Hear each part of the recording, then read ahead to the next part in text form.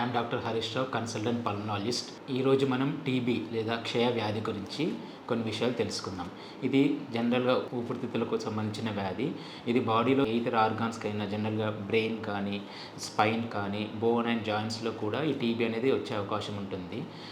దీన్ని ఎలా గుర్తించడం? 2 వారాలకు సంబంధించిన దగ్గు ఉండి తగ్గకపోవడము, జ్వరం తగ్గకపోవడము, ఆకలి తగ్గిపోవడము, బరువు తగ్గిపోవడము, నీరసంగా ఉండడము లాంటి లక్షణాల ద్వారా టీబీ అనేది మనకు కనిపించే అవకాశం ఉంటుంది. దీన్ని గుర్తించడం ఎలా?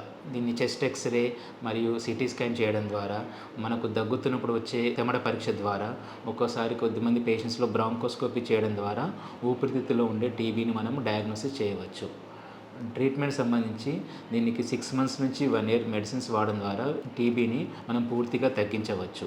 TB is a completely curable disease.